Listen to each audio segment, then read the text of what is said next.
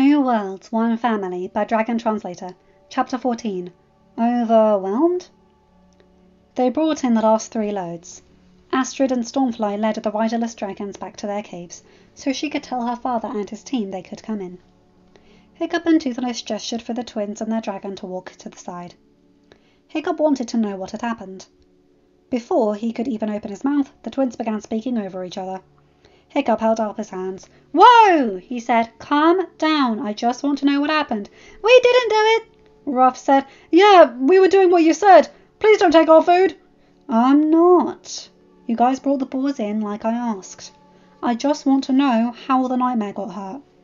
"It was Dog's Breath," Tuff said. "He dragged that boar over and the rope snapped." "The young Flameskin," Barf began, "jumped in front of it," Belch finished. "Yeah, it was awesome," Ruff said. Hiccup blinked. "Okay, thank you. And thank you for getting those balls in." "Sure, H," Tuff said. "We don't want to starve." "Yeah, we may play around, but starving's not cool, man." Where did you... You know, I don't want to know." Hiccup and Toothless walked away. Hiccup reached over and ran his fingers along the top of Toothless's head. Toothless's eyes dilated and he sighed. "I remember Dog's Breath, brother." Hiccup's eyes widened. The other dragons would also remember Dog's Breath. "We won't do anything, brother. We know you wish no conflict between dragons and humans. If he hurts you, though, no dragon in the nest will stop until he is dead." Hiccup grimaced. "No dragon will allow you to come to harm, brother. We will kill someone to protect you." Hiccup sighed. He knew he could not change that. It was a dragon's nature to protect their nest and their flocks. He would have a better chance of getting them to stop flying. Toothless nuzzled him. Hiccup smiled and scratched Toothless's chin. Toothless cooed. A thought raced through Hiccup's mind and he froze. "Toothless, do you think he did it on purpose?" "I wouldn't doubt it." "But to what end? He would starve if there wasn't any food left over in the winter." "I don't know, brother. I really don't understand humans all that well. I still don't get why your kind like that suffocating lip thing." Hiccup groaned. "Gita told you what that was." Toothless chuckled. "I know what it is, but I'm still going to call it that." Toothless paused, and then looked towards the plaza. "I think you should ask your father about Dog's Breath," he added, looking back at Toothless. Hiccup frowned. "I don't know, Toothless. Well, you saw how he was before Gita came back." "I know, but in his defense, the other dragons were causing issues, and the bonded dragons couldn't explain. It was frustrating for all involved. He did listen when you suggested the dragons stay here and become part of the nest. He talked with you about the food and wood situation and listened to both of our ideas. He didn't stop you when it came to helping the Flameskin youngling. He is trying, brother." "I know, but..." "I understand, brother. It has only been a moon cycle. It's hard to forget the 15 seasons before that. But that's why I'm here. To help you when learned patterns of behavior interfere with your life now." Hiccup blinked. "Learned pattern... You mean habits?" "Is that the human word for it?" "Yeah." "Ah, yes. Then I'm here to help you when habits interfere with your life." "Thank you, brother." Toothless cooed and nuzzled Hiccup. "Come on, let's go talk to your father." "I also need to talk to Lawkeeper and the other elders. I need to talk with Gita about her magic and her belief that she's my slave. I need to speak with my dad about the thing with the trees. And somewhere in all of that, I need to find time to call Astrid." "Overwhelmed?" Hiccup jumped as his father moved around the corner of a house. Stoic smiled and walked closer. "I know it seems like a lot, son. But if you take it one step at a time, even the tallest mountains can be climbed." Hiccup took a deep breath. Everything's so... different now. Stoic placed an arm around Toothless's shoulders. "Because of you and Toothless. It's only natural that you both will continue to change things." Stoic reached out with his other hand and placed it upon Toothless's head.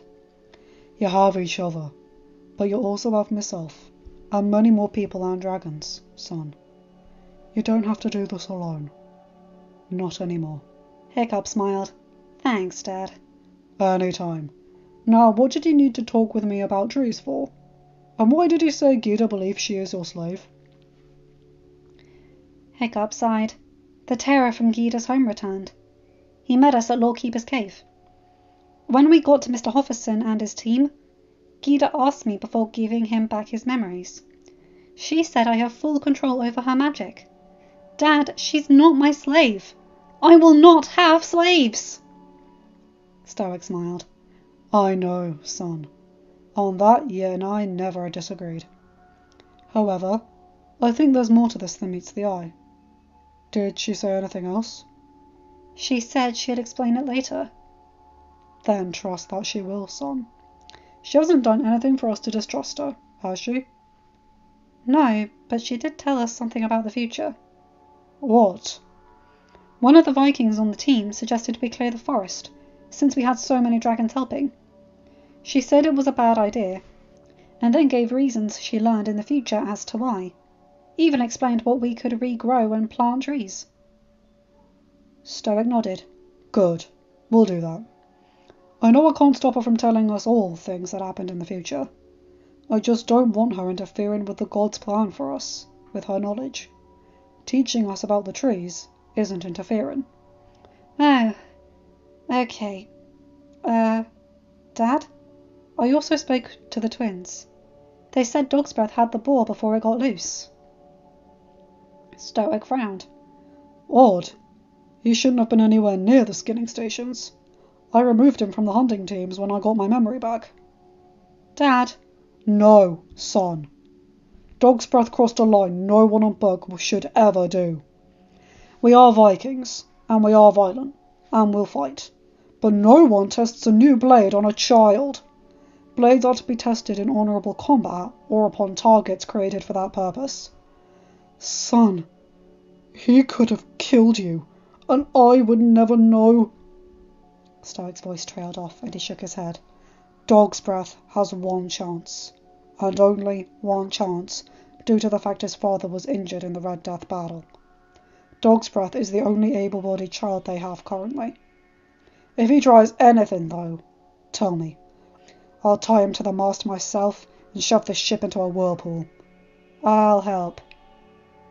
Chief! Stoic groaned. Just what we needed. End of chapter. Hi guys, hope you enjoyed that one. Yeah, makes sense Hiccup would be a bit overwhelmed. I mean, that's a lot of responsibility for someone who's not used to it happening all at once. But I like that Stoic said to coach him through it, while also learning from him. That's a really good balance they have there. Bit of a cliffhanger too. And before I say anything, guys, in the prequel, they find out that Dog's Breath used a brand new knife on Hiccup. He stabbed him, like he genuinely hurt Hiccup. That's why he needed to learn to patch over those wounds. And why all the dragons and Vikings will be watching him like a hawk. So, yeah. Horrid. I do not condone that in the slightest. No one harms a child while I'm nearby. I'll make that very clear. Anyway, you guys know the drill. Like, comment and subscribe and hit that bell to get notified whenever I upload a new video. Have a good day, night, or whatever time zone you're in. Bye my guys, gals and non-binary pals. I'll see you in another video. Take care.